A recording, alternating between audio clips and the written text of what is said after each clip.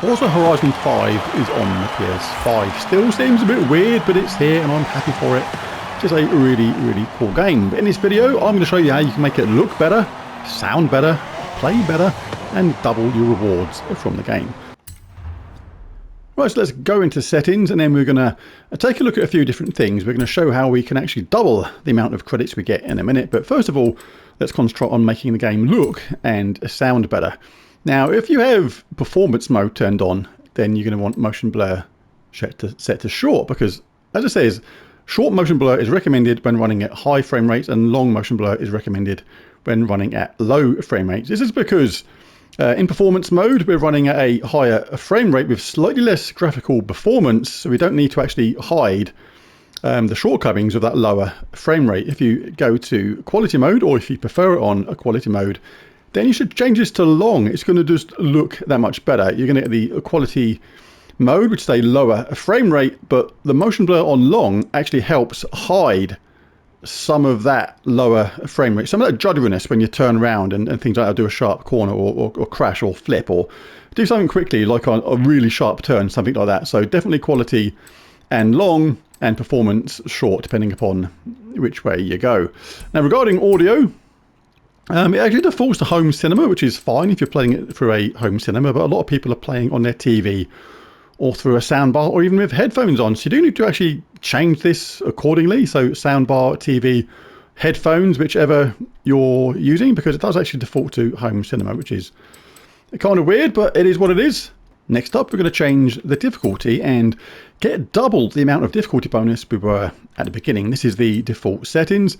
And to get that plus 25% to 50%, you just got to do two really simple things. Trash control, turn that off to go to 35%. This is a 10% bonus just for having trash control off. And bizarrely, this can actually earn you more credits anyway, because you earn credits for doing all sorts of things like sliding and drifting and crashing through stuff. And sometimes you actually lose control in the game and actually gain loads of points for that, which is kind of mad, but it's a fun game like that, so we can absolutely do that. And the other thing we can change is change shifting from automatic to manual.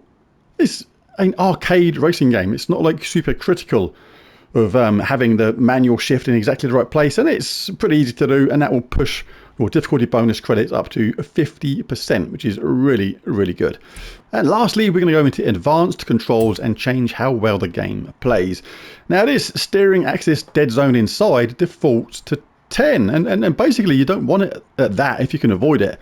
If you've got an old controller which suffers from a little bit of stick drift, something like that, then yeah, you may want this at that level, or maybe even higher if the stick drift is bad, because it compensates for that.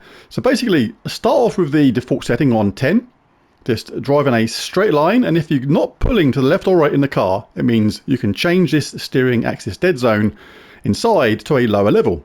Try to say 6. If you're still going in a straight line without touching the stick at all, then go down until ultimately you want to be on 0 if you can. This would be perfect if you've got a brand new controller. If you've got an older controller where you may have a little bit of stick drift or it's not centering itself absolutely bang on every single time, you want to put that steering axis dead zone inside up to the point where you don't get any false inputs. So I'll just leave it on the default setting for now. Leave dead zone outside exactly the same. Right, the next one, acceleration dead zone inside. Similar to the steering one, this starts on default 15 though, which is actually quite high. And the lower this is, the sooner the input from the acceleration button will be applied. So 15 is actually quite high. It means you've actually got to start pressing the button down, the trigger down, before any acceleration will actually start being applied. So again, if you start the game, you're sitting in your car and it's not going anywhere without pressing the acceleration trigger, you can actually lower this down again until you don't get any false input. And the last one we want to change is deceleration dead zone inside. Same theory as the other two ones. Basically, if your car isn't braking straight away when you're going along in a straight line, then lower that input, because the sooner you press your controller, the button, the trigger to brake, and the quicker the input starts being applied, the quicker you'll start braking. So that is going to improve your performance. If you can get that down to 0 again, absolutely perfect. But 15 is quite high as the initial setting. But there it is. There's the video, how to make Forza Horizon 5 look better, sound better, play better, and even get you more credits. If you enjoyed this video, it'd be really cool if you bash that like and subscribe button. It really does help. But most of all, thanks for watching, and I'll catch you in the next one. Bye for now.